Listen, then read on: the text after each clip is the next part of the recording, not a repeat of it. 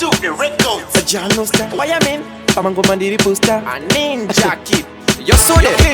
Yeah, by Independence Day, Tapinda Zimbabwe, you hear my say. Don't forget man, don't matter, you hear my pray. Don't tend them, whatever, just put it away. Yeah, by Independence Day, Tapinda Zimbabwe, you hear my say. Don't forget man, don't matter, you hear my pray. Don't tend them, whatever, just put it away. You're so there. Pull up. Ndotenda magamba akatfira, ndosaluta masoja atakafushira. Tava nerusununguko dai vanga vasimpo nasi tiripiko. Sode saka ndinovhara ndichitandara, ndodada nenyika yedu atimbonyara. Mageto yuti varipo vachipembera, ndozvatinoita isu tinopembera. Saka tinokumbira kwamuri mutivhenekere nyika yedu Zimbabwe ino. Kumbira kwamuri tava nerusununguko muno ndati kumbira kwamuri mutivhenekere nyika yedu Zimbabwe ino. Kumbira kwamuri tibatane tiri vanhu vamwe.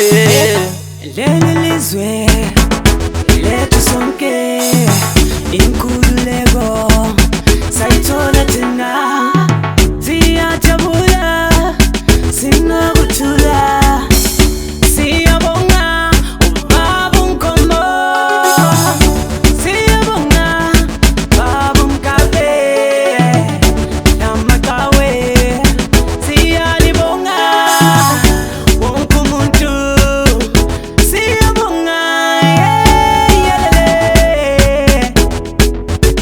Saka tinokumbira kwamuri mutivhenekere nyika yedu Zimbabwe ino.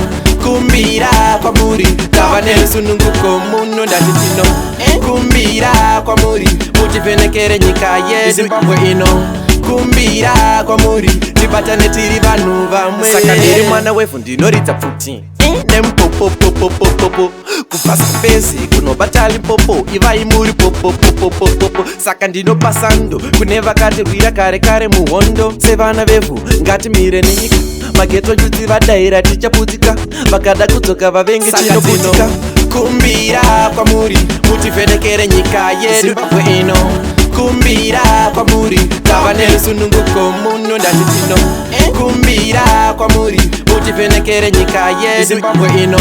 Kumbira kwamuri tibatane tiri vanhu vamwe. Kumbira kwamuri mutivhenekere nyika yedu Zimbabwe ino. Kumbira kwamuri tava nerusununguko muno ndati